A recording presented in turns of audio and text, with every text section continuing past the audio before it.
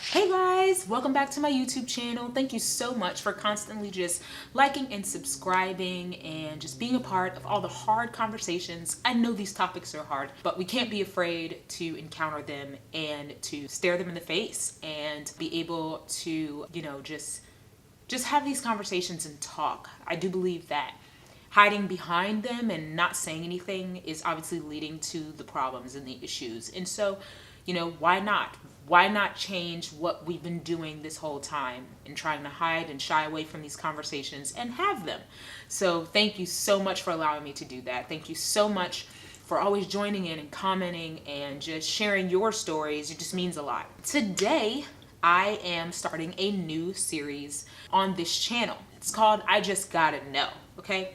Now, the reason I started this series is because I wanted more interaction from people that watch. I think that a lot of people do have questions for the Black community or Black women in general, Black people in a sense. I don't answer for all Black people. I am not the answer, I don't want to be the face of the answer. These are strictly just things that are my opinion. The reason I say that is because I know a lot of times people do use Black faces and Black voices to weaponize and to say, well, what you're saying isn't true because this Black person is saying that it's not true. I don't want to be that person. I don't want to be that voice. If anything, this is obviously going to be a little fun, but it also, will just, hopefully tackle some things and questions that you may have. There will be a link in the description box that will allow you to ask questions if you have them.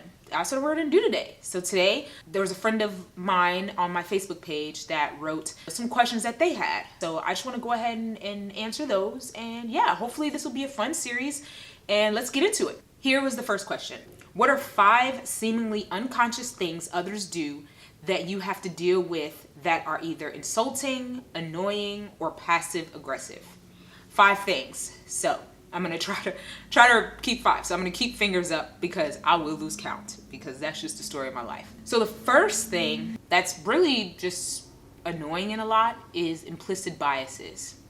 So it is where, me saying Black Lives Matter or me fighting for equality in totality for Black people.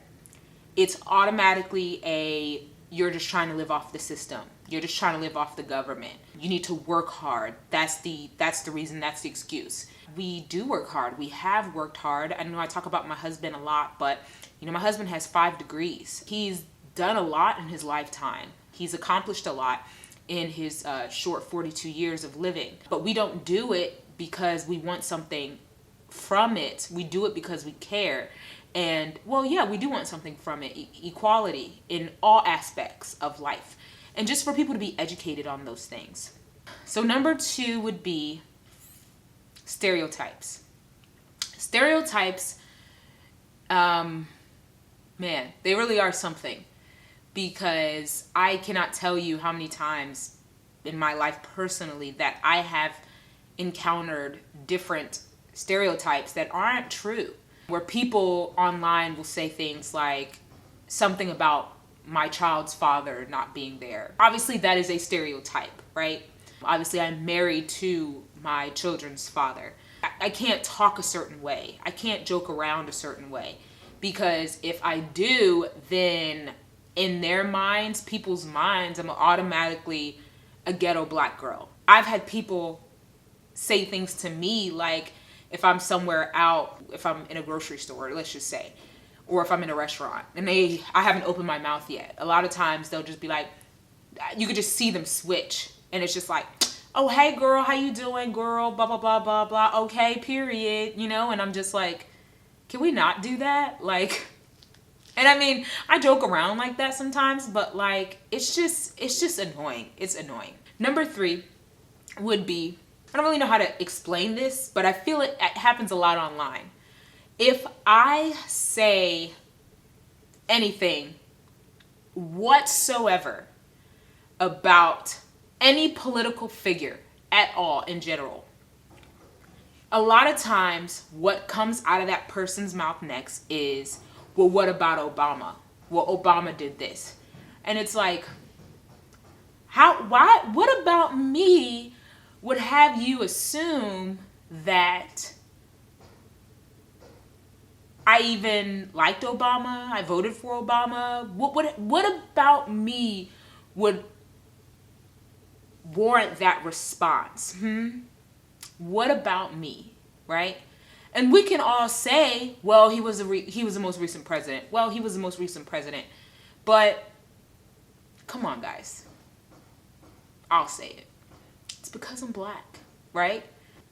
People will say that, like there's times where I've said, and I'll be honest with you guys, where, I wasn't vocal completely about the kids at the border, let's just say, or the families being separated at the border or whatever, and honestly, when in 2016 and 2014 in 2012, what have you, honestly, I was just not educated about what was happening there. And I can say that I was ignorant to what was going on. It wasn't that of anyone else's fault. It was that I was just completely uneducated about what was happening. And so if I criticize or not even criticize, and so if I say, man, well, these kids are dying at the border, these people are performing hysterectomies on women, like this is an issue, this is sad. And people will be like, well, Obama put them there, what do you got to say about that? And I'm like, why can't we just focus on this? Like who says that, like I said, that I even voted for the guy? Who says that? What about me would warrant the, well, what about Obama response? That is some sort of bias that we have, or an implicit unconscious thing where we assume that if for instance, a black person says something, we bring up to them, well, what about Obama? I don't know why, but people do it. Number 4 would be, in most cases, a lack of empathy for a lot of people. But obviously, because I'm a black woman, I can say it because sometimes it pierces my heart, is a lack of empathy. For instance, I'll use the Confederates, the Confederate flag, the Confederate statues, and things like that. And the reason why I'm going to use that as an example is because I live in Jacksonville, Florida. And Jacksonville, right? I mean, it's in the name of how our city feels about the Confederacy. But people that would look at me in my face and call me friend would defend something that sole purpose, or not sole purpose, but the biggest issue was to enslave people that look like me. It no longer becomes a matter of, well, you feel this way, you're my friend, I love you, I care about you.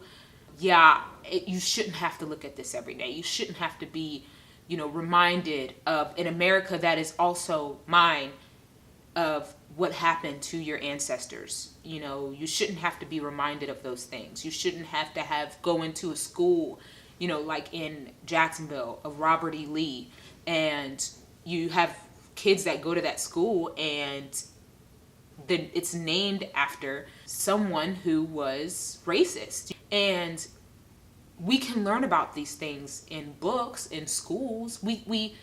I've learned about so many people in books, in reading, online searches.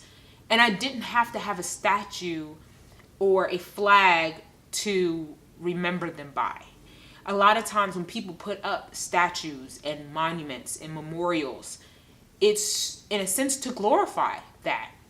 And it just seems odd to me how we, for some reason, can't muster up having empathy in so many areas, and really just listening to people, just sitting down and understanding their point of view. We always want an explanation as to why. We want to know why you feel this. You shouldn't feel this way, like I said earlier, because so-and-so says that this isn't right. And what they'll do is they'll use another black face to try to disprove your argument, which honestly, at that point, I'm just like, conversation is done, because you don't even care to listen to what I say or how I feel. You would rather take a face of someone that you cannot speak with on a day-to-day basis, someone you can't have a conversation with, and tell me that I'm wrong because this person feels and thinks the way that you do. I don't know. It's just, there's, like I said, there's just no empathy. It's just completely gone, if I'm being honest. And it just does not exist, unfortunately, in so many cases. With so many different people, we would so just rather be right instead of just taking the time to listen to people, instead of taking the time to, just show them that we care. It's like, really, we just don't care anymore. We just need to be right all the time. I don't know. That's just the world we live in now, I guess. Number 5, and this is me personally, but I've dealt with this a lot, and this is gonna sound weird, but bear with me. Number 5, and I hear it a lot, is with hair. Yes, hair. Black hair. So many times, obviously braids are cultural. I see a lot of it where people will say, well, wearing braids and cornrows can be seen as a cultural appropriation because the people whose cultures started these hairstyles are still seen as ghetto or what have you, right? So I have locks in my hair. Not dreads, locks. If you want to know why they're called locks and not dreads, I suggest looking it up. But it's interesting. Anyway, but I have locks in my hair. I haven't always had locks in my hair. There was a point in my life where I did relaxers. There was a point in my life where I had loose natural hair. And there was a point in my life now where I have locks in my hair. And I see a lot of the times where Black women, for instance, are discriminated against in the workforce, for instance, because of their hair.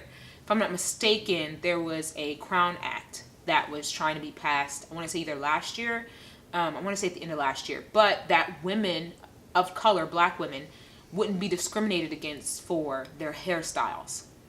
Because if I wear locks, if I have locks in my hair, it's seen as unkept, nappy, gross, whatever. But if another person does it, it is seen as trendy or cool, that it's never been done before. I remember it was this huge thing when Kim Kardashian got Bo Derek or something. I can't remember what it was, but the braids of the person who she said, and it was the person was a white lady, right? Okay, whatever. But she called them, oh, these are Bo Derek braids, when since they were cornrows that Black people have been putting in their hair since slavery. And so a lot of times, I'm getting somewhere. So sometimes what will come up is, well, if we can't wear this hairstyle, then you can't have blonde hair, or you can't wear straight hair, or you can't have, wigs or whatever. However, I think what sometimes people forget is blonde hair, straight hair, green eyes, blue eyes, they're tied to genetics, not culture. And so you do have places in Africa where you have darker skinned people with blonde hair. You have, we see not all Black people are dark skinned. I have 2 kids. My husband and I have 2 kids. My husband and I are both darker skinned, but our kids are lighter skinned and they're Black. Those aren't things that are tied to any specific culture. They're just tied to genetics. My hair is extremely coarse. My hair is very coarse. Look, I can literally pull my hair down for you and my hair is like right here, but it only looks like it's right there. Like, it's just, there's a lot of shrinkage. But my daughter's hair she has just, her hair is not super coarse. It's thinner. It's easier to maintain. You can, it's easier to brush through and comb through.